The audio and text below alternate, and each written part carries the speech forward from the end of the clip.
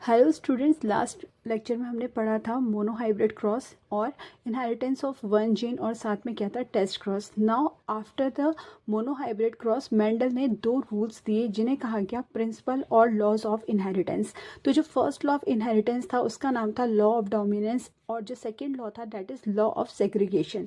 तो देखिए law of dominance में उन्होंने क्या बोला, उन्होंने बोला कि जो कैरेक्टर्स एक जनरेशन से दूसरी जनरेशन में इनहेरिट होते हैं वो किसकी वजह से होते हैं, क्योंकि क्रोमोसोम्स के ऊपर कुछ डिस्क्रीट यूनिट्स होती हैं। डिस्क्रीट मतलब कुछ सेपरेट यूनिट्स होती हैं जो कि डीएनए का ही सेगमेंट होता है, बट उन्हें डीएनए जीन ये नहीं पता था, इस टर्म को तब तक नहीं खोजा गया था। तो उन्होंने उसका नाम क्या दिया, फैक्टर्स। तो उन्होंने बोला कि हमारे जो कैरेक्टर्स होते हैं, जो ट्रेड्स होते हैं, वो एक जनरेशन से दूसरी जनरेशन में पास होते हैं और उसके लिए कौन रिस्पॉन्सिबल होता है, वो फैक्टर्स रिस्पॉन्सिबल होते हैं जो कि क्रोमोसोम्स के ऊपर पाए जाते हैं।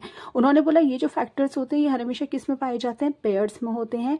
यानी कि अगर एक टॉल होगा तो एक ड्वार्फ होगा, तो दोनों ऑपोजिट ट्रेड्स साथ में रहते हैं पेयर में।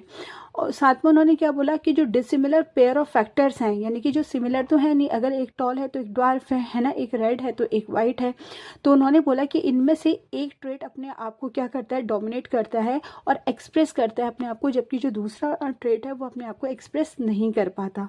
तो ये जो फर्स्ट लॉ था, लॉ ऑफ डोमिनेंस, इसकी कुछ एक्सेप्शंस थी। तो उस एक्सेप्शंस में हम पढ़ेंगे को डोमिनेंस एंड इनकम्प्लीट डोमिनेंस, जो कि हम पढ़ेंगे डिटेल में लेक्चर में। तो उसके लिए आप चाहिए मेरे चैनल पे।